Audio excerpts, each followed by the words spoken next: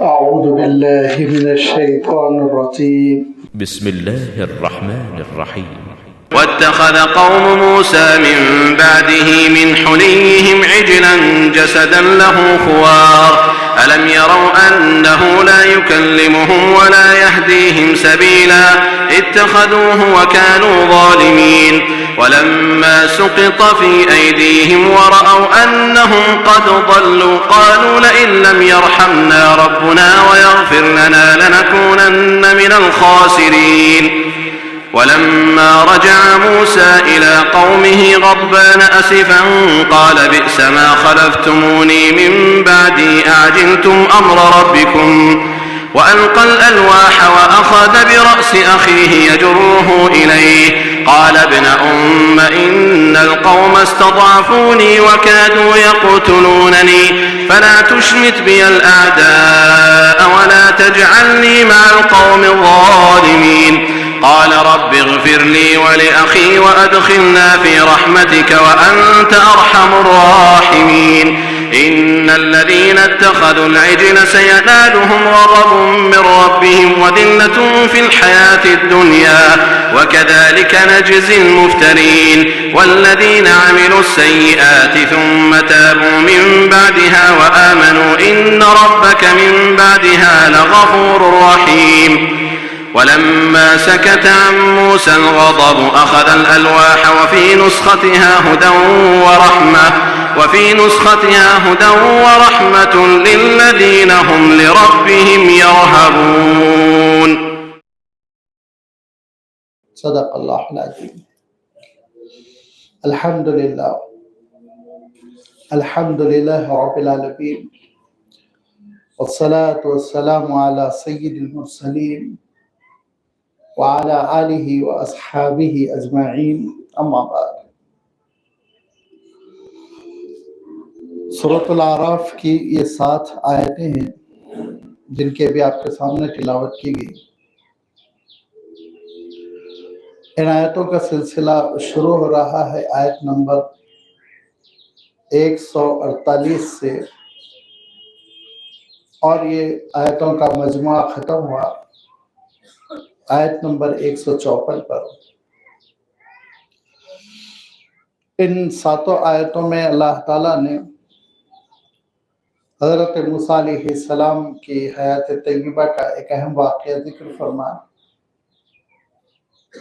جس کا تعلق جتنا بنی اسرائیل کی تاریخ سے ہے اتنا ہی انسانیت کی رہنمائی کے لیے بھی اہمیت رکھنے والا ہے.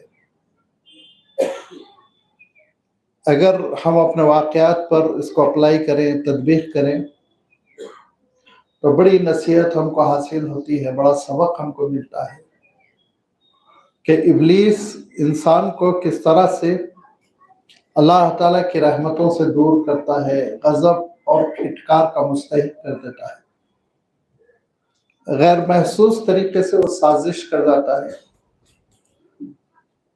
اور ایسے ہی چالاکیوں اور سازشوں سے بچنے کے لیے اللہ کے رسول صلی اللہ علیہ وسلم نے اس امت کے شعور کی تربیت فرمائی. یعلمہم الکتاب والحکمہ.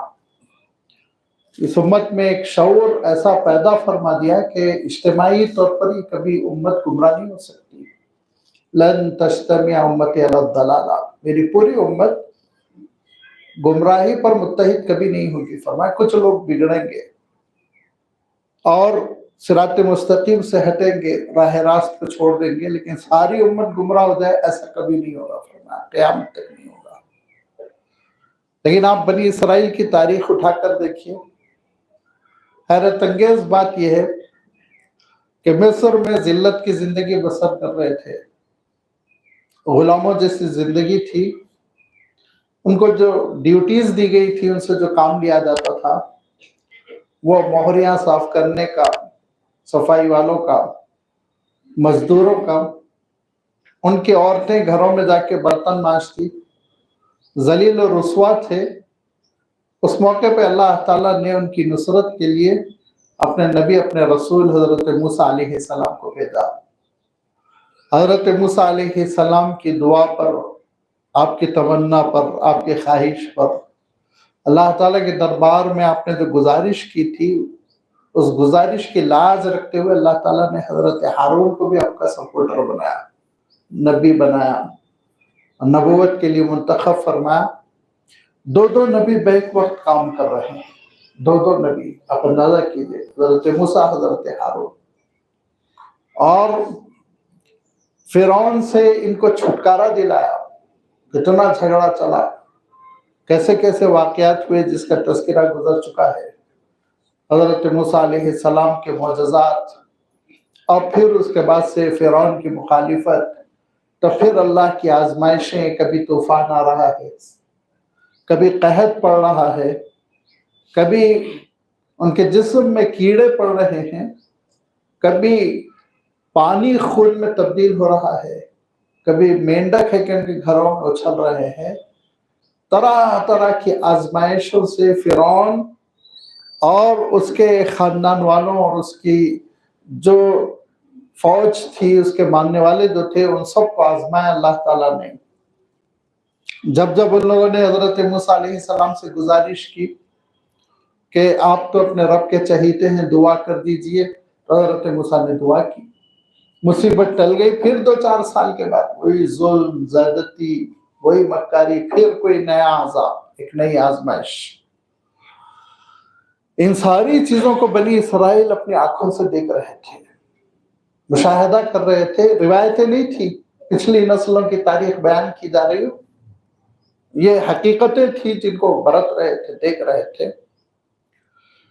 اسی اثنا فرعون کا اور فرعونی دربار کا ایک اہم اجلاس ہوا، بڑی زبردست قسم کی میٹنگ ہوئی کہ مسئلہ بڑھتا جا رہا ہے، اسلام پھیلتا جا رہا ہے، حضرت موسیٰ علیہ السلام کی بات ماننے والے بڑھتے جا رہے ہیں، تو کچھ کیا جائے؟ کیا کیا جائے؟ کہا بنی اسرائیل کے بچوں کو ذبح کر دیا جائے، بچیوں کو زندہ رکھا جائے۔ تڑپ گئے بنی اسرائیل۔ حضرت موسیٰ علیہ السلام نے فرمایا دیکھو، دعا کرو، عبادت کرو، اپنے گھروں کو قبلہ رخ کر لو، نماز ادا کرو، انشاءاللہ اللہ تعالیٰ مدد فرمائے گا۔ پھر اللہ تعالیٰ کی مدد آئی، حکم ہجرت ہوا۔ حضرت موسیٰ علیہ السلام بنی اسرائیل کو لے کر روانہ ہوئے۔ فرعون نے تعاقب کیا۔ اب فرعون کا جو حشر ہوا اس کو بنی اسرائیل نے اپنی آنکھوں سے دیکھا کہ اللہ تعالیٰ نے اس کو لاؤ لشکر کے ساتھ ڈبو دیا، پوری اس کی ملٹری، سر کیا کیا اس زمانے کے ہتھیار رہے ہوں گے، تب نیست و نابود۔ فرعون کی لاش کو چیک کیا، انہوں نے سرٹیفائی کیا، ہاں یہ فرعون ہے، مر گیا، اور آگے بڑھ گئے۔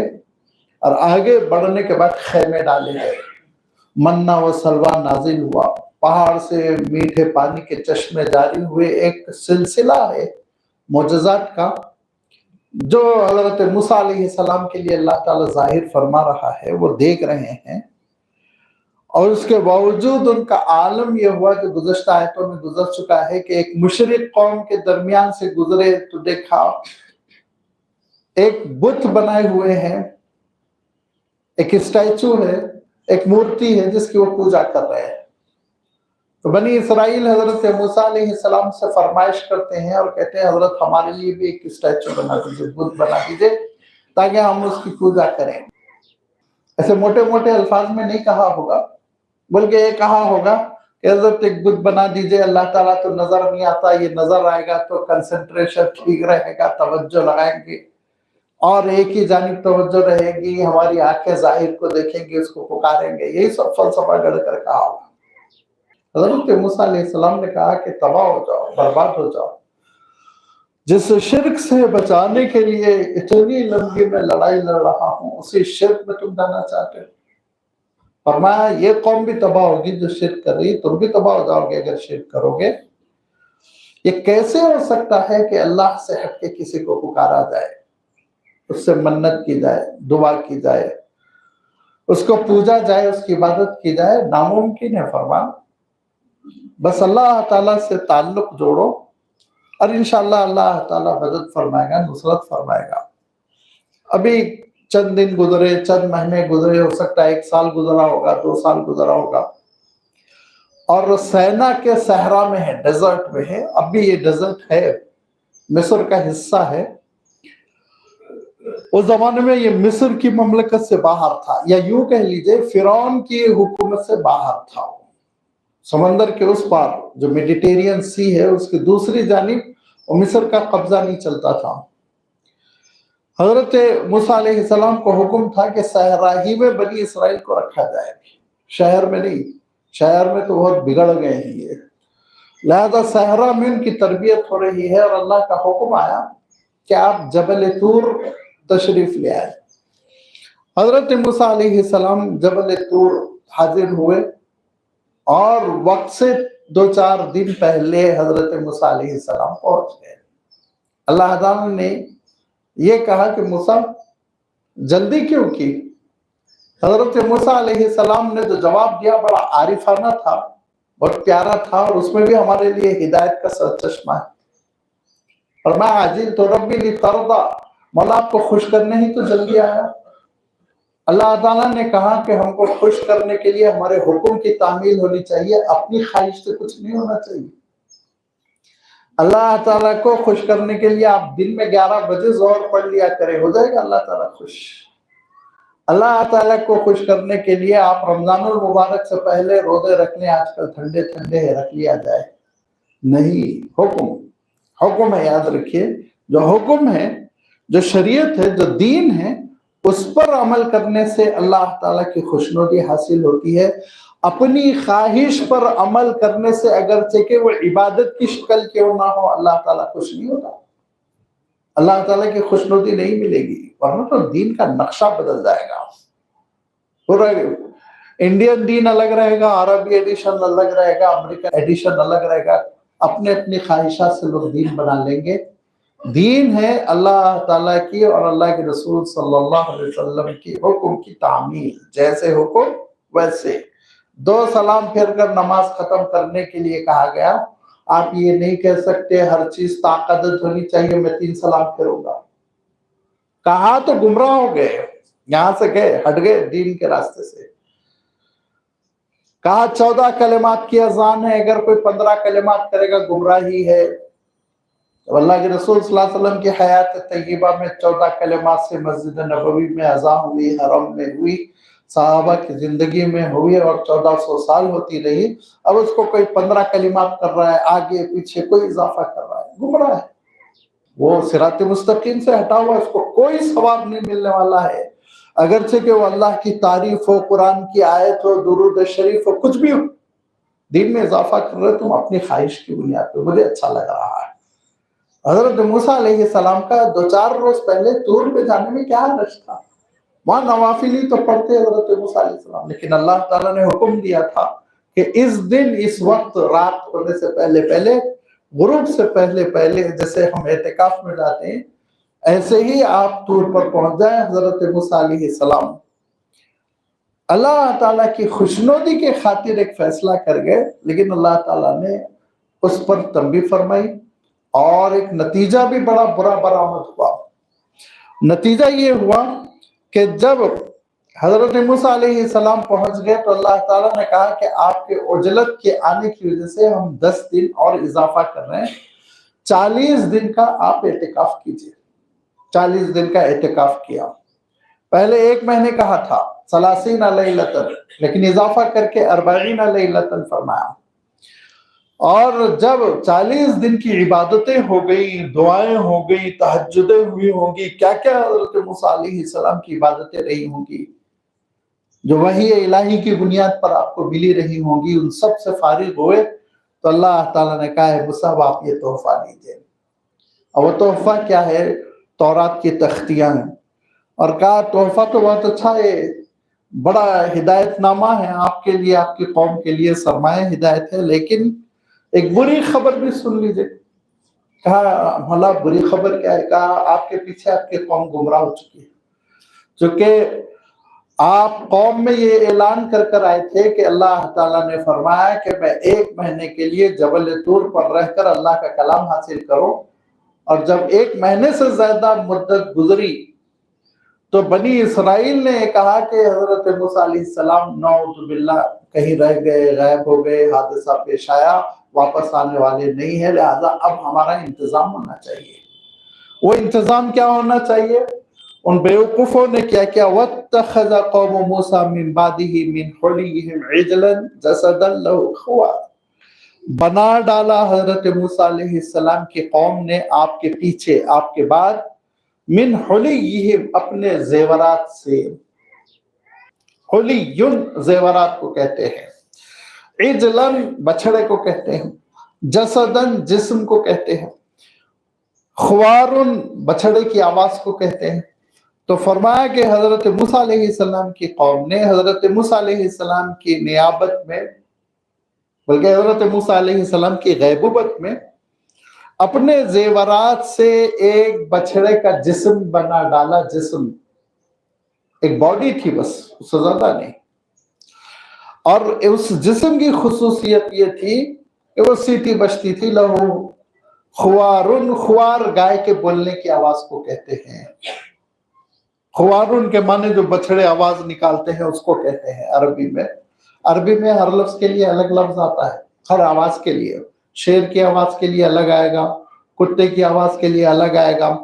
عربی ذرا اس طرح کی نہیں ہے کہ آواز ہے تو سب کی آواز کے لیے ہم استعمال کر لیں، بلکہ ہر ایک کے لیے الگ الگ لفظ آتا ہے۔ تو خوارن گائے، بیل، بچڑے، ان کی آواز کے لیے لفظ آتا ہے۔ یہ کیا تھا؟ مفسرین فرماتے ہیں کہ بچڑا ایسا بنایا تھا کہ اس کے آگے اور پیچھے سوراخ تھا، اور ہوا کے رخ پر اس کو جما دیا تھا، تو بہت تیزی کے ساتھ ہوا وہ پیچھے کے سوراخ سے داخل ہو کر منہ کے سوراخ سے نکلتی تو سیٹی بجتی تھی، اور آواز اس ٹائپ کی نکلتی۔ اور یہ کوئی بہت زیادہ ذہانت کی حرکت نہیں ہے، یہ تو ہم تو دیکھتے ہی رہتے ہیں بچوں کے لیے سیٹی کے کھلونے کس طرح ملتے ہیں، آواز نکالنے والے کھلونے کس طرح ملتے ہیں۔ لہذا یہ کوئی بڑی ندرت نہیں تھی، سائنٹیفیکل کام نہیں تھا، ایک عام شکل تھی ایسی۔ انہوں نے دیکھیے آواز کیوں پیدا ہوتی؟ آواز پیدا ہوتی ہے کسی باڈی، دو باڈیز کے ٹکرانے کی وجہ سے۔ اب دو باڈیز کب ٹکرائیں گی؟ لازمی بات ہے وہ ہوا ہوتی ہے جو پش کرتی ہے، پتوں کو پتوں سے اس نے پش کی، آواز پیدا ہو گئی۔ ہم بھی کیا کرتے ہیں؟ لنگس میں ہوا بھر لیتے ہیں، اور وہ ہوا کو ہم پش کرتے ہیں، باہر کی طرف دھکیلتے ہیں۔ کبھی وہ زبان سے ٹکراتی، کبھی دانت سے ٹکراتی، کبھی ہونٹ سے ٹکراتی، کبھی حلق سے ٹکراتی، تو حلق والی آوازیں، ہونٹ والی آوازیں۔ یہ آوازیں جو ہے یہ جو پیدا ہوتی ہے، اس کا ایک اللہ تعالیٰ کا ایک سسٹم ہے، اور وہ سسٹم اللہ تعالیٰ نے انسانوں میں بہت کامل، اچھا اور عمدہ رکھا، جس کی وجہ سے تلفظ ہے الگ الگ آوازوں کا۔ لیکن دیگر چیزوں میں آپ دیکھیں گے کہ جانوروں میں ایک مخصوص قسم کی آواز ہوتی ہے، اور ہوا کے ٹکرانے سے پانی کی آواز الگ ہوگی، سر سر سر، پتوں کی آواز الگ ہوگی، اور اگر باڈی سخت ہے، اسٹرانگ ہے، تو دھماکے جیسی آواز ہوگی۔ یہ کوئی بڑی ایسی پیچیدہ چیز نہیں تھی کہ بہت سوچ کے کیا اس شخص نے، جس نے کیا، جس کا نام اللہ تعالیٰ نے، نام نہیں بلکہ اس کی کنیت اللہ تعالیٰ نے سورہ طٰہٰ میں بیان فرمائی۔ سامری، اضلہم السامری، ارشاد۔ سامرا ایک بستی تھی، اس بستی کا رہنے والا تھا۔ بہت سے مورخین کہتے ہیں وہ حضرت موسیٰ علیہ السلام کے قوم کا تھا بھی نہیں، ساتھ میں تھا، غیر اسرائیلی تھا، ساتھ تھا۔ اور جب حضرت موسیٰ علیہ السلام 30ویں دن واپس تشریف نہیں لائے تو اس نے یہ کہا کہ دیکھو حضرت موسیٰ علیہ السلام وہ تمہارے لیے خدا ڈھونڈنے کے لیے گئے تھے، وہ ناکام ہو گئے، اسی لیے نہیں آئے، اور میرے پاس تدبیریں میں بناتا ہوں۔ وہ شیطان کا چیلا تھا، گمراہ کرنے کے لیے منافق بنا لوگوں کے ساتھ تھا۔ تو لوگوں نے کہا کیا کیا جائے؟ کہا کہ جتنے تمہارے پاس میٹیلک زیور ہے وہ سب دے دو۔ وہ سب لیا، ان کو پگھلایا، پگھلانے کے بعد ان کو ایک بچڑے کی شکل میں ڈھال دیا۔ اب بچڑے کی شکل میں ڈھال دینے کے بعد سے اس نے یہ ٹیکنیک اپنائی کہ اس میں ایک آواز آئے، اور اس کو لگا دیا، اور لوگوں کو دعوت دی، آ جاؤ۔ اب لوگ پہنچ گئے، اور اللہ تعالیٰ سورہ طٰہٰ میں ارشاد فرماتا ہے، اس نے یہ کہا یہ ہے اصل تمہارا خدا، جس کو انٹروڈیوس کرانے سے حضرت موسیٰ علیہ السلام بھول گئے تھے۔ نعوذ باللہ، اتنی غلط بات اس نے کہی۔ تو قوم کو جو ہے نا یہ حقیقت سمجھنا چاہیے تھی. 2-4 تماچے اس کو رصد کرتے, اس کو بھگا دیتے. نہیں, بس ڈی جے ویجے اس زمانے کا جو رہا ہوگا وہ بجنے لگا, ناچنے لگے, پوجا کرنے لگے. اسی اثنا حضرت موسیٰ علیہ السلام واپس آئے, لیکن اللہ تعالیٰ نے جو بات ارشاد فرمائی وہ بہت قابل سماعت ہے. دیکھیے, الم یرو انہ لا یکلمہم ولا یہدیہم سبیلا. دیکھیے, آواز کا پیدا ہونا کوئی اہم چیز ہے, کوئی اہمیت نہیں رکھتی. میں نے عرض کیا نا, بچوں کے 2-2 روپے کے کھلونے ملتے ہیں جس میں سیٹیاں بجتی رہتی. اگر آواز بھی پیدا ہو رہی ہے اور ریسپانس کی بھی صلاحیت ہے, جیسے جانوروں میں ہوتی. جانوروں میں ہم ان کو بلائیں تو کچھ آواز نکالیں گے, ہم دھتکاریں گے تو کچھ آوازیں نکالیں گے. یہ آواز کا پیدا ہونا بھی کوئی اہمیت رکھتا ہے. تو ہر کتے بلی میں, ہر جانور میں, گائے بیل بکری سب میں ریسپانس پر آواز نکالنا کوئی اہمیت نہیں اس کی. اور اگر بدلے میں ریسپانس میں آواز نکال کر کوئی کلام کر رہا ہے, اس کی بھی اہمیت نہیں ہے. حالانکہ بہت اچھی چیز ہے, میں کلام کرتا ہوں, آپ کلام کرتے ہیں. لازمی بات ہے اگر کسی نے بلایا تو ہم ہاں کہیں گے, نہ کہیں گے. یہ کلام ہے نا, لا یکلمہم, یہ تو بڑی اچھی چیز ہے, اور اس سے کمیونیکیشن ہوتا ہے, ایک مواصلات کا نظام قائم ہوتا ہے. لیکن کیا کلام کرنے سے کوئی خدا بن جاتا ہے؟ کلام کرنے سے کیا کوئی خدا بن جائے گا؟ تو پھر ہر انسان خدا ہے, نعوذ باللہ. اچھا, کلام کرنے سے اور آگے کی چیز ہے, دیکھیے, اونچی چیز, بلند چیز, رہنمائی کی صلاحیت, آپ کو گائیڈ کرنا, اچھی چیز کی طرف دعوت دینا. آپ کو ڈاکٹرز گائیڈ کرتے ہیں, آپ کو آپ کے استاد گائیڈ کرتے ہیں, آپ کو آپ کے مشفق ماں باپ گائیڈ کرتے ہیں, رہنمائی کرتے ہیں, ادھر نہ جاؤ, ادھر جاؤ, یہ نہ کرو, وہ نہ کرو. کتنی رہنمائی زندگی میں ہوتی ہے, کتنی تربیت ہوتی ہے. کیا رہنمائی کر دینے سے خدا بن جاتا ہے؟ نہیں, خدا نہیں بنتا. خدا تو کب بنتا ہے؟ خدا تو اس وقت بنتا ہے جس کے بارے میں اللہ تعالیٰ نے سورہ طٰہٰ میں اور بات آگے بڑھا کے یہ ارشاد فرمایا, وَلَا يَمْلِكُ لَهُمْ نَفْعًا وَلَا ضَرًّا. یہ آواز نکال رہا ہے لیکن کلام نہیں کر پاتا. کلام بھی کرتا اگر ہدایت نہیں دے سکتا, رہنمائی تمہاری نہیں دے سکتا, اور رہنمائی بھی اگر کر لیتا تو یاد رکھو نفع و ضرر کا تو مالک نہیں ہے نا. نہ آپ کے لیے ڈاکٹر نفع و ضرر کا مالک ہے, نہ آپ کے والد, نہ آپ کے استاد. نہیں, بس بتا سکتے ہیں نفع اور ضرر, نقصان پہنچانا, فائدہ پہنچانا, اس صرف اللہ کے ہاتھ میں. وہ ہے جو بیمار کر دیتا ہے, وہ ہے جو شفا دیتا ہے, وہ ہے جو حادثات سے دوچار کر کر حادثے میں سے زندہ بچا لیتا ہے. اس کی شان ہے, اس کی کبریائی ہے, اس کی عظمت ہے. یہ ہے خدا ہونے کی علامت. کون سی اس میں علامت تھی اس بچڑے میں؟ ان نادانوں نے ذرہ برابر نہیں سوچا. الم یرو, انہوں نے یہ غور نہیں کیا, انہ لا یکلمہم, کلام تھوڑی کر رہا, اور کلام تو بہت چھوٹی چیز ہے. ولا یہدیہم سبیلا, راستہ بھی نہیں دکھا پا رہا ہے وہ. تو کیسے انہوں نے اس کو خدا تصور کیا؟ اتخذوہ وکانوا ظالمین, وہ ظالم تھے کہ اس کو انہوں نے اپنا معبود سمجھ لیا, اس کو انہوں نے اپنا خدا سمجھ لیا. جو جھوٹ ہے, جو باطل ہے, جس کو نہیں سمجھنا چاہیے تھا, یہ ان کی گمراہی تھی. وَلَمَّا سُقِطَ فِي أَيْدِيهِمْ, اور جب وہ نادم و شرمندہ ہو گئے. اب بعض لوگ بالکل ورڈ ٹو ورڈ ٹرانسلیشن پہ جائیں گے, سُقِطَ گرا دینا, فی ایدیہم ہاتھوں میں, تو یہ ترجمہ یہاں مناسب نہیں, محاورہ ہے. یہ ہم اردو میں کیا کہتے ہیں, میرے پیروں تلے زمین نکل گئی. نکلتی ہے زمین, گھبراہٹ, میں اتنا گھبرا گیا, یہ مفہوم ہوتا ہے. تو اس موقع پہ آپ نہ زمین کی تحقیق کرنا, پیروں کی تحقیق نہ کرنا, نہ پیروں کی کیجئے نہ زمین, نہ سقیتا کی کیجئے نہ ایدیہم کی کیجئے, بلکہ یہ سقیتا فی ایدیہم, جب یہ سہ حرفی جملہ استعمال کیا جائے گا, اس کا ایک ہی ترجمہ کیجئے, وہ جب نادم ہو گئے, شرمندہ ہو گئے. یہ ترجمہ ایک ہی ہے. اب جو اور ترجمہ کرنے کی کوشش کرتے ہیں ڈکشنریوں کی مدد سے, تو پھر وہ عربی دانی سے محروم ہو جاتے ہیں. زبان کا ایک کلچر ہوتا ہے, نظام ہوتا ہے.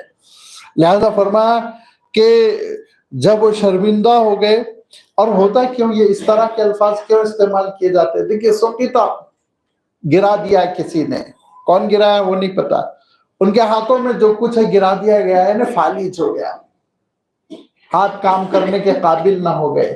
تو انسان کی آخری درجے کی شرمندگی ہے کہ انسان کے ہاتھ ہی کام نہ کرے، معطل ہو جائے، مفلوج ہو جائے۔ اسی لیے محاورہ بن گیا دھیرے دھیرے، اور اس کو ایسے ہی استعمال کیا جانے لگا۔ وَلَمَّا سُقِطَ فِي أَيْدِيهِمْ، اور جب وہ شرمندہ و پریشان ہو گئے، وَرَأَوْا، اور انہوں نے دیکھا، أَنَّهُمْ قَدْ ضَلُّوا، کہ وہ گمراہ ہو گئے۔ اور یہ کب ہوئے؟ جب حضرت موسیٰ علیہ السلام نے توجہ دلائی، جس کا آگے ذکر آ رہا ہے۔ قَالُوا لَئِن لَّمْ يَرْحَمْنَا رَبُّنَا وَيَغْفِرْ لَنَا لَنَكُونَنَّ مِنَ الْخَاسِرِينَ۔ ان کے صالح لوگوں نے، نیک لوگوں نے، ان کے درمیان جو اللہ والے تھے، جو حضرت ہارون کی بات مان رہے تھے، ان لوگوں نے کہا کہ اگر ہمارے رب نے ہم پر رحم نہ فرمایا اور ہماری مغفرت نہ فرمائی تو ہم تو تباہ ہو گئے، ہم بہت خسارے میں رہیں گے، بہت بڑا عذاب آنے والا، مصیبت آنے والی ہے۔ اب اس کے بعد حضرت موسیٰ علیہ السلام پہنچے، اور لازمی بات ہے عین 40ویں دن پہنچ گئے ہو ایسا نہیں ہوا ہوگا نا، پہاڑ سے مسافت ہو سکتا ہے 20-25 کلومیٹر رہی ہو تو پہنچنے میں 1-2 دن لگ گئے ہوں گے۔ بہرحال حضرت موسیٰ علیہ السلام تشریف لے آئے۔ وَلَمَّا رَجَعَ مُوسَىٰ إِلَىٰ قَوْمِهِ، اور حضرت موسیٰ علیہ السلام کو اطلاع ہو چکی ہے، قوم گمراہ ہو گئی، اللہ تعالیٰ کی جانب سے وحی آ چکی ہے، لہذا بڑی تیزی کے ساتھ پہنچے۔ اور جب لوٹے موسیٰ اپنی قوم کی جانب تو حالت یہ تھی غضبان اسفن، دونوں جذبات تھے، غصے میں بھی تھے اور اسفن غمزدہ بھی تھے۔ نبی اور رسول کو اپنی قوم کی تباہی پہ جو غم ہوتا ہے، جو صدمہ ہوتا ہے، اس کو ہم الفاظ میں نہیں بیان کر سکتے۔ اور غضب اس لیے کہ غصے کو ناپسند کیا گیا، غصے کو عام انسانوں کے لیے پسند نہیں کیا گیا۔ اللہ کے رسول صلی اللہ علیہ وسلم فرماتے تھے کہ اگر تم کو غصہ آئے اور تم کھڑے ہوئے ہو تو بیٹھ جاؤ، اور اگر بیٹھنے کے باوجود غصہ اگر تمہارا نہیں ٹل رہا ہے، نہیں ختم ہو رہا ہے، تو گھر جاؤ، اندر جاؤ، لیٹ جاؤ، غصے میں کوئی فیصلہ نہ کرو۔ اللہ کے رسول صلی اللہ علیہ وسلم سے ایک صحابی نے کہا، اللہ کے رسول ایسی نصیحت فرما دیجئے کہ زندگی میں زیادہ پریشانی نہ ہو، نادانی نہ ہو، شرمندگی نہ ہو۔ تو فرمایا لا تغضب، غصہ نہ کرنا۔ تو نے کہا اللہ کے رسول اور کچھ ذرا لمبی گفتگو ہو، سمجھایا جائے، خطبہ ہو، نصیحت ہو۔ فرمایا لا تغضب، کہا اللہ کے رسول کچھ اور؟ فرمایا لا تغضب، غصہ نہیں ہونا، غصہ نہیں ہونا، غصے میں نہ آنا۔ 3 بار یہی نصیحت کی آپ صلی اللہ علیہ وسلم نے، کیونکہ غصے سے انسان کا مسئلہ دوہرا نقصان ہوتا ہے، اس کے باڈی کو بھی، جسم کو بھی بی پی آؤٹ ہوتا ہے، اور سامنے والے کو بھی مار دیتا ہے، گالی بک دیتا ہے، بہت ساری چیزیں ہوتی ہیں۔ اسی لیے غصے پہ کنٹرول رکھنے کا حکم ہے۔ اور حضرت موسیٰ غصہ ہو رہے ہیں؟ نہیں، یاد رکھیے انبیاء علیہ السلام غصہ نہیں ہوتے تھے، لیکن خود اللہ کے رسول صلی اللہ علیہ وسلم کے سلسلے میں آیا ہے کہ جب کبھی اللہ تعالیٰ کے دین کے ساتھ کھلواڑ اور مذاق ہوتا تو اللہ کے رسول ناراض ہو جاتے تھے۔ لہذا شرک پیدا ہو گیا، بچڑے کی پوجا ہو رہی ہے، اور حضرت موسیٰ علیہ السلام ہنسی خوشی رہیں گے۔ حضرت موسیٰ علیہ السلام کا جلال تھا، ناراضگی تھی اپنی قوم سے، پوری ناراضگی کے ساتھ، اور غمزدہ ہو کر لوٹے اور کہا قال بئس ما خلفتمونی من بعدی، میرے پیچھے میری نیابت بہت بری کی تم نے۔ بئس ما خلفتمونی، خلفہ کے معنی پیچھے ہو کر نیابت کرنا، جانشینی کرنا، میرے پیچھے تم نے بڑی غلط نیابت کی۔ اعجلتم امر ربکم، اللہ کا حکم لے کر میں آ رہا ہوں، تورات کی تختیاں، اور اس سے پہلے عجلت کر کے تم نے دین کا نقشہ بگاڑ دیا، دین بنا لیا۔ تو امر رب سے، اللہ تعالیٰ کے حکم سے، رب کے حکم سے پہلے تم نے پہل کر ڈالی، عجلت کر ڈالی۔ وَأَلْقَى الْأَلْوَاحَ، اور آپ نے تختیاں ایک طرف ڈال دی، تورات کی تختیاں جو ملی تھی۔ اب بنی اسرائیل کی جو روایت ہے، وہ بنی اسرائیل کی روایت یہ ہے تختیاں اٹھا کر پٹخ دی، توڑ کے ٹکڑے ٹکڑے کر دیے، بعد میں پھر بیٹھ کے جوڑے، نعوذ باللہ۔ اللہ تعالیٰ نے حضرت موسیٰ علیہ السلام کا ایسا منفی نقشہ نہیں کھینچا، ایک طرف تختیاں رکھ دی، ये थोड़ी बैठ के टुकड़े टुकड़े कर रहे हैं, बाद में शर्मिंदा हो रहे हैं। नबी की शान ये नहीं होती। जो नक्शा तौरात हजरत मूसा अलैहिस्सलाम का पेश करती है, मिलावटें चूंकि बहुत है इसीलिए मैं कह रहा हूँ, आगे उसका भी जिक्र आएगा। वो नक्शा ऐसा है कि जैसे कि एक आम मुसलमान भी ना हो, औज़ु बिल्लाह। और जो नक्शा कुरान पाक में हजरत मूसा अलैहिस्सलाम का आता है, वो जलीलुल कदर नबी व रसूल, बावक़ार, बाकिरदार। ये है जमीन आसमान का फर्क, ज़हनियतों का फर्क। लिहाजा हजरत मूसा अलैहिस्सलाम ने तौरात की तख्तियां एक जानिब रख दी, जो पत्थर की स्लेटें थी, तख्तियां थी, जिन पे तौरात के अहकाम लिखे थे। वअख़ज़ बिरअसी अख़ीही, और अपने भाई के सर को पकड़कर यजुर्रुहु इलैहि, अपनी तरफ खींचा, करीब किया। हजरत हारून के चेहरे के नीचे सर के ऊपर ऐसे हाथ रख के हजरत मूसा अलैहिस्सलाम ने करीब किया।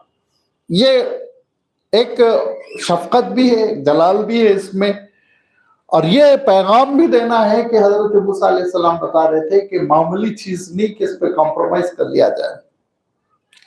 हजरत हारून ने कहा, क़ाल इब्न उम्म इन्नल कौम इस्तदअफ़ूनी, ऐ मेरे भाई, कौम ने मुझे कमजोर कर डाला था। इब्ने का लफ्ज इस्तेमाल होने से बहुत सारे मौर्रिखीन ये कहते हैं कि हजरत मूसा अलैहिस्सलाम और हजरत हारून अलैहिस्सलाम की वालिदा एक थी, वालिद अलग अलग थे।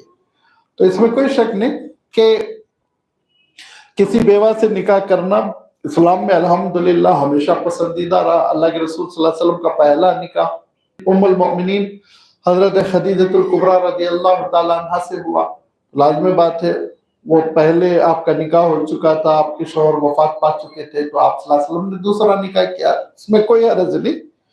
लेकिन सही मानों में अरबी मुहावरों के एतबार से इतनी दूर जाने की जरूरत नहीं, और ये तारीखी नुक्ता निकालने की जरूरत नहीं कि हजरत मूसा के वालिद दूसरे थे, हजरत हारून के वालिद दूसरे थे, हजरत हारून के वालिद की वफात के बाद हजरत मूसा अलैहिस्सलाम की वालिदा ने दूसरा निकाह किया था हजरत इमरान से। इतनी तहकीक की जरूरत नहीं है, क्योंकि अरब ये कहते हैं कि क़ाल इब्न ऐ माँ के बेटे, ये दरअसल कलिमतुल लीनिन व आतफिन कहा, मोहब्बत और शफकत को खींचने के लिए अरब ये लफ्ज इस्तेमाल करते हैं। ये भी एक मुहावरा हो गया कि किसी की मोहब्बत और खैरखाही और उसकी शफकत को अपनी जानिब मुतवज्जे करने के लिए भाई नहीं कहते, बल्कि ऐ मेरे माँ के बेटे कहते हैं, क्योंकि इससे एक गैर मामूली मोहब्बत पैदा होती है। माँ का हवाला देने से इंसान के अंदर नरमी पैदा हो जाती है और इंसान अपने सख्त पहलू को छोड़कर मोहब्बत वाले पहलू को अपना लेता है। इसीलिए कहा कि हजरत हारून ने लफ्ज इस्तेमाल किया। अब आप जो भी माने, किसी पे भी जिद करने की जरूरत नहीं, लेकिन मैंने बता दिया अरब मुफस्सिरीन का रुझान ये है कि कलमत लीनिन व आतफिन, नरमी और शफकत का लफ्ज है, इससे ज्यादा कुछ नहीं है। इन्नल कौम इस्तदअफ़ूनी, कौम ने मुझे बहुत कमजोर कर दिया था, चलने नहीं दे रहे थे, मेरी बात सुन नहीं रहे थे। वकादू यक़्तुलूननी, और इम्कान था मुझे कत्ल कर डालते अगर मैं रोकता। और ये याद रखिए, इस चीज को समझना चाहिए। इस चीज को न समझने की वजह से हमारे नौजवान बात गलतियां कर देते हैं, फिर बिला वजह जेल में बैठे रहते हैं। कि कभी भी गैर हकीमाना अंदाज में दावत नहीं दी जाएगी। मेला गरम है, सब पूजा कर रहे हैं, और आप जाके उनके दरमियान खड़े होकर बुत को तोड़ दें, बुत को लात मारकर कहें कि बेजान है। हालांकि बात सही है, वो बेजान है, कोई हकीकत नहीं, लेकिन हकीमाना अंदाज नहीं है। ये दानिशमंदी का तकाजा नहीं है कि लोग जिस वक्त जज्बात में हों तो उनके जज्बात को बरंगेख्ता किया जाए, उनके जज्बात का खिलवाड़ किया जाए, खेल किया जाए, तो उसकी वजह से फिर बड़े फितने पैदा होते हैं, इंसान की जान को खतरा होता है। यही हिकमत हारून अलैहिस्सलाम ने अपनाई, बस कि इतना ये लोग मगन हो गए थे, उछल रहे थे, कूद रहे थे कि हजरत हारून समझा रहे थे, लेकिन अगर हजरत हारून खड़े हो जाती और डंडा लेके कहते जो बछड़े की पूजा करेगा उसका सर तोड़ दूंगा, तो हजरत हारून को शहीद कर देते लोग। बनी इसराइल है ना, इसराइली है, इनके पास तो कत्ल करना जुर्म नहीं, ان کے پاس قتل کرنا جرم نہیں ہے، یہ کوئی ایسی سنی سنائی بات نہیں ہے۔ کئی کیسز ایسے ہیں جو امریکہ کی عدالت میں اخیر کار کوئی مجرم سبب نہیں بتا سکا تو اس نے کہا یہ جنٹائل تھا اس لیے میں نے قتل کر دیا، کہا اس نے اخیر میں ججس نے زیادہ جراح کی، کیوں قتل کیا تم نے، نہ پیسے لوٹنا تھا نہ یہ نہ، بڑی بحثیں ہوتی چلی گئی۔ تو اس نے کہا جنٹائل ہے سر، قتل کرنے میں کوئی حرج نہیں، جنٹائل کو مارنے میں کوئی حرج نہیں۔ تو یہ بنی اسرائیل ہے، ان کے پاس یاد رکھیے غیر اسرائیلی کو قتل کرنے کی کوئی اہمیت نہیں ہے، جیسے ویسے ہی ہم جیسے کتے کو دھتکار دیتے ہیں، بکری کو بھگا دیتے ہیں، ویسے ہی بس۔ اسی لیے دنیا کی سب سے سفاک اور سب سے ظالم قوم ہے جس کا آپ تصور نہیں کر سکتے۔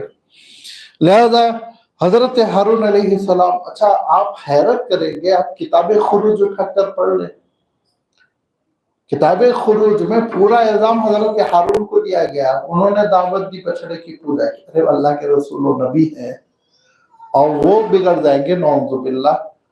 قرآن مجید نے اس حقیقت کو واضح کر دیا کہ سامری نامی ایک شخص تھا جس کا علاقے کی بنیاد پر نسبت تھی، جیسے ہم نسبت لگاتے ہیں نا حیدرآبادی وغیرہ، اس طرح شہر کی بنیاد پر مدنی، مکی، ایسے ہی سامرہ کے علاقے کے رہنے والا ایک شخص تھا، اس نے یہ فتنہ پیدا کیا تھا۔ حضرت ہارون نے نرمی سے روکنے کی کوشش کی، بات نہیں مانی تو خاموش ہو گئے کہ حضرت موسیٰ آ رہے ہیں۔ فلا تشمت بی الاعداء، کہا کہ اے میرے بھائی آپ دشمنوں کو ہنسنے کا موقع نہ دیں۔ تشمت بی الاعداء، آپ مجھے سرزنش کریں گے، مجھے ڈانٹیں گے تو یہ جتنے گمراہ ہو گئے خوب خوش ہوں گے نا، دیکھو ان کو بھی ڈانٹ پڑ گئی، ہم کو روک رہے تھے، خود ان کا حشر برا ہو گیا، نعوذ باللہ۔ لہذا آپ میرے دشمنوں کو خوش نہ کیجئے، میری کوئی غلطی نہیں، میں نے سمجھانے کی کوشش کی۔ اور اللہ تعالیٰ دوسری جگہ ارشاد فرماتا ہے، سختی میں نے اس لیے بھی نہیں کی کہ آپ اصلاً اوریجنل رسول آپ ہیں، میں تو نائب ہوں آپ کا، اور آپ آ کے کہیں گے ان تقول فرقت بین بنی اسرائیل، بنی اسرائیل کی تفریق کر دی تم نے، ٹکڑوں ٹکڑوں میں بانٹ دیا۔ تو امت کو ٹکڑوں ٹکڑوں میں بانٹنا بھی بہت بڑا گناہ ہے، گناہ عظیم ہے، اور اسی لیے حضرت ہارون علیہ السلام نے سکوت یعنی خاموشی اختیار کی۔ اب آپ سوچئے کہ حضرت ہارون نے خاموشی صرف اس لیے اختیار کی کہ امت بٹ نہ جائے، اور لوگ جو پیسے لے کے امت کو بانٹتے ہیں ان کا کیا حشر ہوگا وہ تصور کر لیں۔ ٹکڑے ٹکڑے جو امت کے کر رہے ہیں، ٹکڑیوں میں جو بانٹ رہے ہیں، صرف محض اس لیے کہ ان کو سالانہ جلسوں میں بلایا جائے، ان کا لفافہ پیکٹ رہے، گرم رہے، ان کی جیب گرم رہے، تو کیا حشر ہونے والا ہے آخرت میں، اس کا پردہ کر لیجئے۔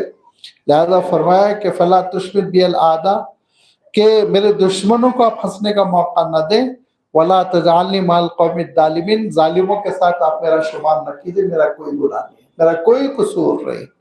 حضرت موسیٰ علیہ السلام کو جیسے ہی یہ وضاحت ملی، حضرت موسیٰ علیہ السلام فوراً اللہ تعالیٰ سے رجوع کر گئے، قال رب اغفر لی ولی اللہ، میری بھی مغفرت فرما اور میرے بھائی کی بھی مغفرت فرما، وادخلنا فی رحمتک، اور اپنی رحمتوں میں ہم کو داخل کر لے، وانت ارحم الراحمین، بے شک آپ خوب رحم کرنے والوں پر بھی رحم کرنے والا ہے، آپ کے رحم کرنے کی کوئی حدیں نہیں ہے، ارحم الراحمین ہیں، آپ کی رحمتیں آپ کی ساری صفات پر غالب ہے، رحم و کرم کا معاملہ فرما۔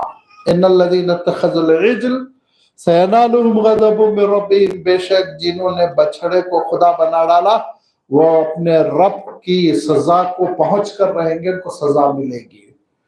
وَذِلَّةٌ فِي الْحَيَاةِ الدُّنْيَا، اور دنیا کی زندگی میں وہ ذلیل اور خوار ہو کر رہیں گے۔ وہ کیسے ذلیل و خوار ہوئے کہ اللہ تعالیٰ کی جانب سے حکم آیا، معاملہ جب ٹھیک ٹھاک ہو گیا، 2-3 دن تک لوگ جو ہے آپس میں شرمندہ ہوئے، توبہ وبہ کی، تو پھر اللہ تعالیٰ کی جانب سے حکم آیا، معاملہ اتنا سنگین ہے، صرف کان پکڑ کے توبہ کرنے سے مسئلہ حل نہیں ہوگا۔ فرمایا کہ مرتد کی سزا قتل کرنا ہے، یہی تورات میں ہے۔ تو مرتد یعنی جو دین قبول کر کر پھر دین سے لوٹ جائے، انکار کر دے، کافر ہو جائے، اس کی سزا قتل ہے۔ اس کو जान से मार डाला जाता है, जैसे अगर आप इंडिया में रहते हुए इंडिया के दुश्मन के साथ मिल जाए, चाइना के नुमाइंदे हो जाए, पड़ोसी मुल्क के नुमाइंदे हो जाए, तो लाजमी बात है सूली पे चढ़ाया जाता है, सबूत न मिले तब भी चढ़ा दिया जाता है सूली पे। तो किसी भी ममलकत के खिलाफ बगावत करने से और उस ममलकत को छोड़कर दुश्मन ममलकत से मिल जाए कोई, तो सारी जगह पे ऐसे मकामात पर सजा मौत की होती है, लिहाजा यहाँ भी मौत की सजा थी। और फरमाया अल्लाह ताला ने कि अल्लाह ताला का हुक्म ये हुआ कि उक्तुलू अनफुसकुम ज़ालिकुम खैरुल लकुम इंद बारीइकुम, अल्लाह का फैसला है कि कत्ल करो तुम्हारे दरमियान जो मुर्तद है। जिस खानदान का जो फर्द मुर्तद हो गया और बछड़े के आगे नाचता रहा, गाता रहा, पूजा करता रहा, तो सब बनी इसराइल ने नहीं किया था, चंद लोग, एक ग्रुप जो है मुर्तद हो गया था, शोर मचाने लगा था, नाचने लगा था। और वही नाच गाना देखकर हजरत मूसा अलैहिस्सलाम नाराज भी हो गए थे, गजब आपका फड़क उठा था। तो हजरत मूसा अलैहिस्सलाम पर वही आई कि वो खानदान के लोग अपने ही फर्द को कत्ल करेंगे, क्योंकि वो जल्लाद वल्लाद था नहीं उस ज़माने, यूं भी सहरा में। लिहाजा जो जिन ने बिछड़े की पूजा की थी, जो शख्स इबादत करा था, मेले में आ गया, चला गया, देख लिया, तमाशा नहीं, जो बछड़े की पूजा में शरीक हुआ था बाज़ाब्ता। अब आप सोचे, दो नबियों के बावजूद अगर कोई इतना बड़ा संगीन गुनाह कर रहा है कि बछड़े की पूजा कर रहा है अपने हाथों से बनाकर, तो उसके लिए क्या रियायत होनी चाहिए? कोई रियायत नहीं होनी चाहिए। लिहाजा फरमाया जो जिसने बछड़े की पूजा की उनकी गर्दन उड़ा दी जाए, और उनकी गर्दन उड़ाई गई।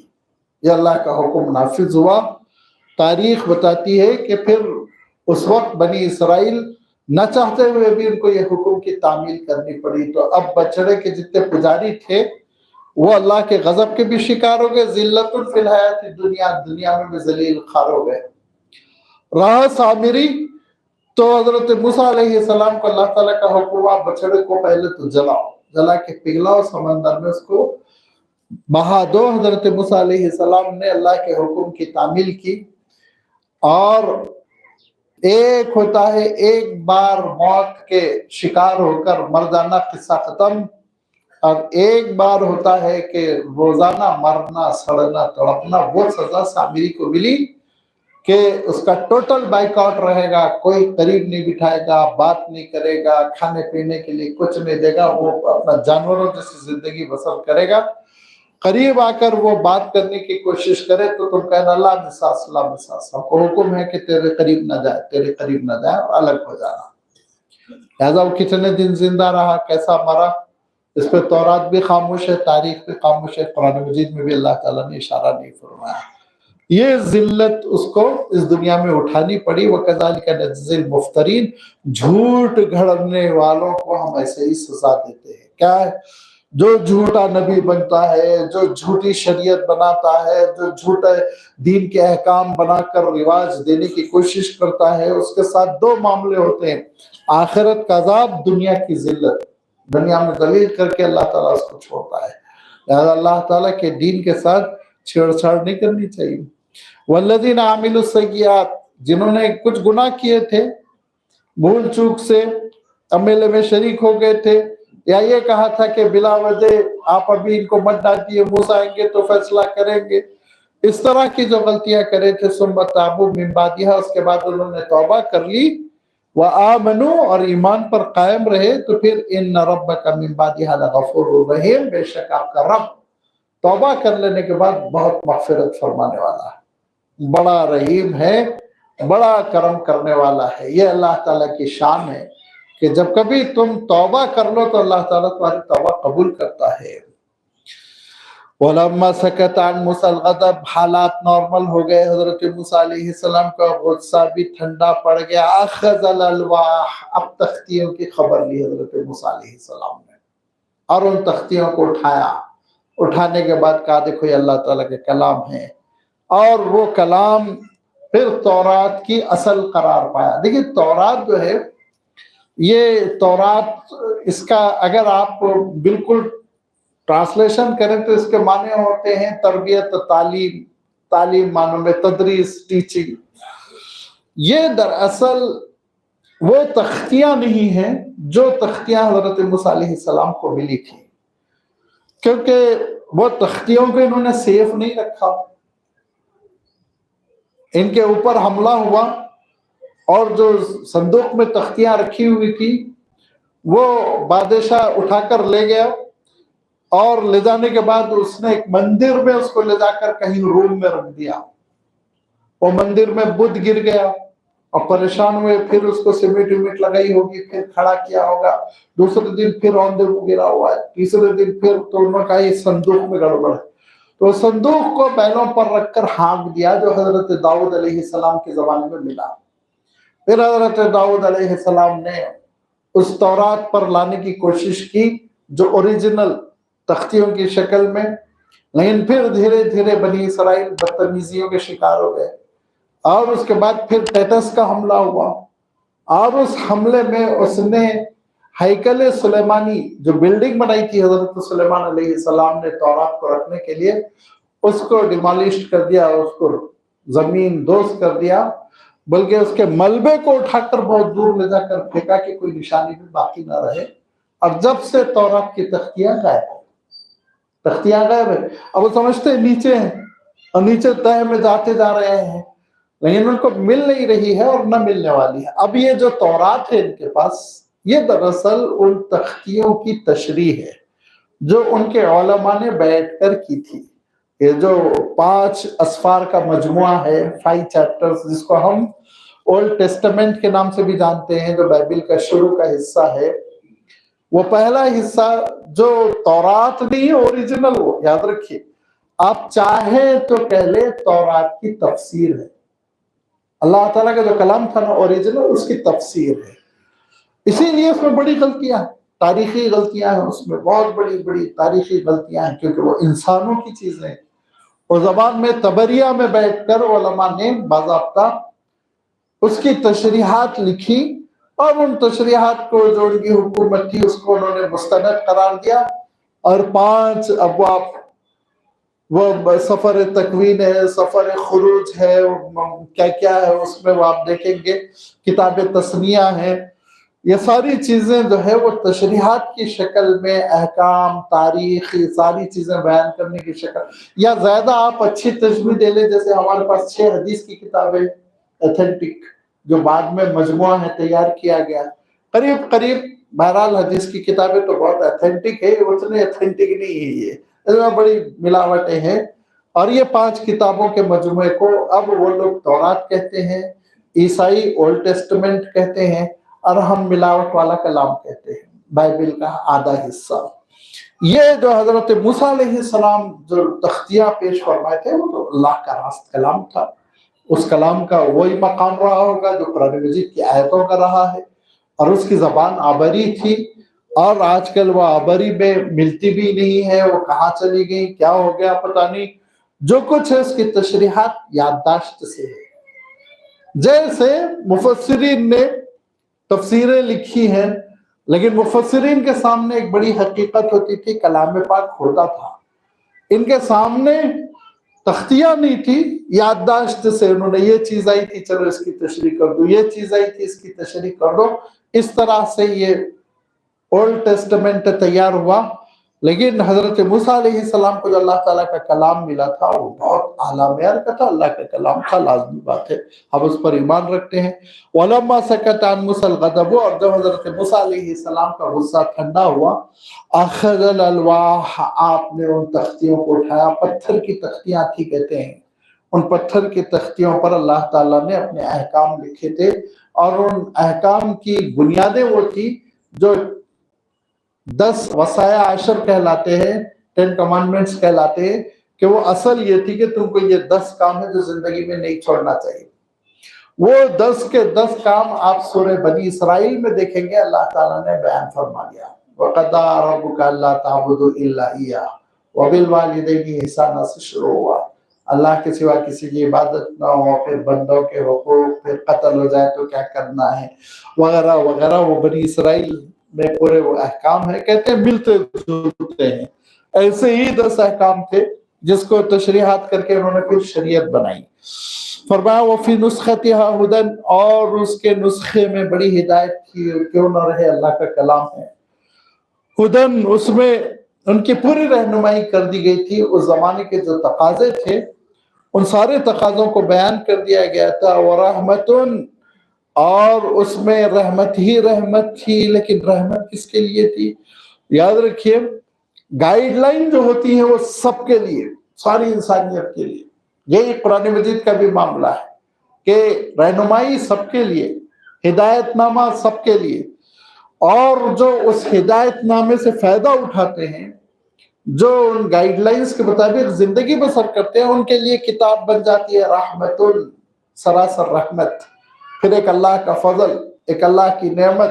یہی بات اللہ تعالیٰ نے قرآن مجید کے سلسلے میں ارشاد فرمائی، وَنُنَزِّلُ مِنَ الْقُرْآنِ مَا هُوَ شِفَاءٌ وَرَحْمَةٌ لِّلْمُؤْمِنِينَ، مومنوں کے لیے تو رحمت ہے، وَلَا يَزِيدُ الظَّالِمِينَ إِلَّا خَسَارًا، منکروں کو خسارہ ملے گا، گھاٹا ملے گا، ان کو کچھ نہیں ملے گا۔ جو مخالفت کریں گے، عمل نہیں کریں گے تو کیا ملنے والا ہے؟ فرمایا یہاں بھی دیکھیں صحیح ہے، وفی نسختہا، اور اس کے نسخے میں ہدایتیں تھی، احکام تھے، رہنمائی تھی، شریعت تھی، اور وَرَحْمَةٌ لِّلَّذِينَ هُمْ لِرَبِّهِمْ يَرْهَبُونَ، جس کے دلوں میں خوف خدا تھا، ان کے لیے یہ کتاب رحمت تھی۔ جن کے دلوں میں خوف خدا ہی نہیں ہے تو لازمی بات ہے اللہ تعالیٰ کی کتاب کا فائدہ نہیں ہوتا ہے۔ یہاں دو باتیں ہیں، وَرَحْمَةٌ لِّلَّذِينَ هُمْ لِرَبِّهِمْ يَرْهَبُونَ، ارشاد فرمایا، اور یہ سراسر رحمت تھی ان کے لیے جو اپنے رب کے لیے خوف رکھتے تھے۔ یہ میری زبان کا مسئلہ ہے کہ رہابہ کا ترجمہ میں خوف سے کر رہا ہوں، ورنہ رہابہ کے معنی ہوتے ہیں کسی کی روحانی تقدس کی وجہ سے اس کی عظمت کے آگے انسان گھٹنے ٹیک دے، یہ ہے رہبہ۔ اب ہمارے پاس الفاظ نہیں ہے ایسے ڈر کے لیے، تو ہم کیا کہیں گے؟ جس کے دل میں اللہ کا ڈر ہو، جس کے دل میں اللہ کا خوف ہو۔ لیکن مفہوم یہ ہوتا ہے رہبہ کے معنی، اسی سے رہبانیت بھی ہے۔ دیکھیے، خوف خدا میں لوگ زندگی چھوڑ کر جنگلوں میں چلے جاتے ہیں، جس کو اسلام نے پسند نہیں کیا، لیکن لفظ ہے۔ تو فرمایا کہ جس کے دل میں اللہ تعالیٰ کی عظمتوں اور اس کے جلال کا احساس اور رعب ہے، اس کے لیے پھر یہ کتاب رحمت ہی رحمت ہے۔ جیسے تورات کے سلسلے میں بات اللہ تعالیٰ نے ارشاد فرمائی، بالکل بعینی ہی دوسرا نقطہ آپ کے سامنے میں رکھوں کہ قرآن پاک کے سلسلے میں بھی ارشاد فرمایا، ذالک الکتاب لا ریب فیہ ھدی للمتقین۔ اگر تمہارے دل میں گناہوں سے بچنے کا جذبہ ہی نہیں ہے، گندی سندی حیوانوں جیسی زندگی بسر کرنا چاہتے ہو، تو یاد رکھو قرآن مجید کا فائدہ تم کو نہیں ہوگا۔ پھر قرآن مجید کا فائدہ اٹھانے کے لیے، اللہ کے کلام سے مستفید ہونے کے لیے، پچھلی آیتوں میں بھی اشارہ گزرا، اللہ تعالیٰ ارشاد فرماتا ہے اپنے دل سے تکبر کو نکال دو، میں پن کو نکال دو، غرور کو نکال دو، پراؤڈی میں کچھ ہوں یہ نہ سمجھو میں اللہ تعالیٰ کی کتاب کا طالب علم ہوں، میں جاہل مطلق ہوں، اللہ کی کتاب جو پڑھائے گی میں وہ پڑھوں گا، یہ میری استاد ہوگی، یہ میری رہنمائی ہوگی۔ نعوذ باللہ میری رائے کے مطابق میں تفسیر کروں، اللہ کی کتاب کی تعویل کرنے کی کوشش کروں، تو اس سراسر گمراہی ہے، کبھی انسان کو ہدایت نہیں ملے گی۔ اللہ کی کتاب کیا کہہ رہی ہے؟ تحقیق کرو، جتنا ہو سکے ریفر کرو، یہ نہیں کہہ رہا ہوں کہ اندھی تقلید کرو، پڑھو، تلاش کرو، احادیث کا مطالعہ کرو، تاریخ کا مطالعہ کرو، پھر اس کے بعد سے جو اللہ کی کتاب کی رہنمائی ہے اس سانچے میں اپنے آپ کو ڈھالو، یہ ہے رحمت، یہ ہے ہدایت نامہ جس سے ہم مستفید ہوں گے۔ اور دوسری بات یہ، دل سے تکبر نکالنا، غرور نکالنا، پہلی چیز۔ دوسری چیز یہ کہ دل سے گناہوں کی محبت نکال دینا۔ گناہوں کا جو خبر ہو جاتا ہے نا، انسان ایسا خوگر ہو جاتا ہے کہ معلوم یہ ہوا گناہ تو 10 منٹ کیے، 10 گھنٹے اس کا لطف لے رہا ہے بیٹھ کے۔ ہمارے گناہوں کی محبت دل سے نکال دو۔ الا من اتى الله بقلب سلیم، سلامتی والا دل، صاف ستھرا دل کر لیجیے، اور دل میں عبادت کی محبت ہو، دل میں اللہ والوں کی محبت ہو، اللہ کے کلام کی محبت ہو، اللہ تعالیٰ کی محبت ہو، اور اس کے ساتھ انسان متوجہ ہو جائے قرآن مجید کی جانب، تو قرآن مجید کے مضامین اس کے دل و دماغ پر کھلتے چلے جائیں گے، اور وہ اللہ تعالیٰ کی کتاب سے ایسا فیض یاب ہوگا کہ وہ خود قوموں کے لیے ایک نمونہ بن جائے گا، اہل اللہ میں اس کا شمار ہوگا۔ اسی لیے اللہ کے رسول صلی اللہ علیہ وسلم نے فرمایا کہ اللہ کے کچھ وی آئی پی سے کہا ان للہ اہلین و خاصتہ، اہلین کے معنی اہل و عیال، فرمایا اللہ تعالیٰ کے بڑے قریبی کچھ لوگ ہیں اور اس کے وی آئی پی سے، خواص ہے اس کے بالکل خاص، چنیدہ، سلیکٹڈ۔ صحابہ نے پوچھا اللہ کے رسول کون؟ کہا اہل القرآنی، جو قرآن میں ڈوب جاتے ہیں، قرآن مجید سے رشتہ جوڑ لیتے ہیں، قرآن مجید کو اپنا استاد مان لیتے ہیں، قرآن پاک کے شاگرد ہو جاتے ہیں۔ اس کے معنی یہ نہیں کہ اللہ کے رسول صلی اللہ علیہ وسلم کی سیرت سے آپ بے نیاز ہو جائیں گے۔ میں ہمیشہ کہتا ہوں کہ قرآن مجید سمجھنے کا سب سے اتھینٹک سورس سیرت ہے، سیرت حضور نے کیسے عمل کر کے بتایا۔ لہذا جو قرآن مجید کی اس ترتیب سے، قرآن مجید سے استفادہ کرتے ہیں اور قرآن مجید کو سمجھتے ہیں، پھر وہ اللہ تعالیٰ کے خواص ہوتے ہیں، وی آئی پیز ہوتے ہیں، اللہ تعالیٰ کے پاس پسندیدہ ہوتے ہیں۔ یہ وہی لوگ ہوتے ہیں جن کو میدان حشر میں اور جن کے جنت کا جب فیصلہ ہو جائے گا اور سارے جنتیوں کو جب خدام پینے کے لیے مشروبات پیش کریں گے، تو یہی وہ اللہ کے خواص ہوتے ہیں جن کو رب خود پیش کرے گا، پلائے گا۔ یہ اللہ تعالیٰ ارشاد فرماتا ہے کہ دیکھو اللہ سے قریب ہونے کی کوشش کرو۔ فرمایا کہ رحمت للذین ہم لربہم یرہبون، وہی لوگ استفادہ کر پاتے ہیں جن کے دل میں اللہ کی عظمت ہو، محبت ہو، جن کے دل میں غرور ہو، تکبر ہو، اپنے کلچر کی محبت، اپنی قوم کی محبت، اپنے ملک کی محبت، یہ سب دبی ہوئی ہو اللہ کی محبت کے سامنے، تب انسان آگے بڑھتا ہے، ترقی کرتا ہے۔ اب اس کے بعد حضرت موسیٰ علیہ السلام نے تورات کی دعوت دی۔ ایک گمراہی تو انہوں نے تورات کے سلسلے میں کی جو اس صورت میں اللہ تعالیٰ نے بیان نہیں فرمایا۔ وہ گمراہی یہ کی کہ ہم سے نہیں ہو سکے گا، اتنے سخت احکام ہے، ہم نہیں عمل کریں گے۔ اللہ تعالیٰ نے کہا ٹھیک ہے، اوپر دیکھو تو اوپر پہاڑ چڑھایا، تو پھر توبہ کی، پھر اس کے بعد انہوں نے عمل کی تلقین کی۔ اس کا اس صورت میں تذکرہ نہیں ہے۔ دوسری جو انہوں نے گمراہی کا مظاہرہ کیا، بدتمیزی کی، وہ یہ کہ ہم کیوں مان لیں کہ اللہ تعالیٰ نے آپ کو تورات دی؟ ثبوت کیا ہے؟ ثبوت کیا ہے؟ ثبوت پیش کیجیے۔ حضرت موسیٰ نے کہا میں رسول کہہ رہا ہوں، اس سے بڑھ کے کیا ثبوت؟ ہم نہیں مانیں۔ اب ماننے کی کیا شکل ہوگی؟ کہا ہم میں سے آپ چند لوگوں کو لے جائیے اور پھر طور پر لے جا کے ڈائریکٹلی اللہ تعالیٰ سے کلام کروائیے، جب ہمارے نمائندے سن لیں گے تب جا کے ہم مانیں گے۔ تو 70 لوگوں کا سلیکشن ہوا، بلکہ الیکشن ہوا، بڑے ہنگامے ہوئے، میرے خاندان کا لے جاؤ، تیرے خاندان کا لے جاؤ۔ وہ 70 کو جب حضرت موسیٰ علیہ السلام لے کر گئے تو ان کا کیا حشر ہوا، اللہ تعالیٰ نے اس کا تذکرہ آگے کی آیتوں میں فرمایا۔ انشاءاللہ آئندہ اتوار اس کی وضاحت آپ کی خدمت پر رکھی جائے گی۔ وآخر دعوانا ان الحمدللہ رب العالمین۔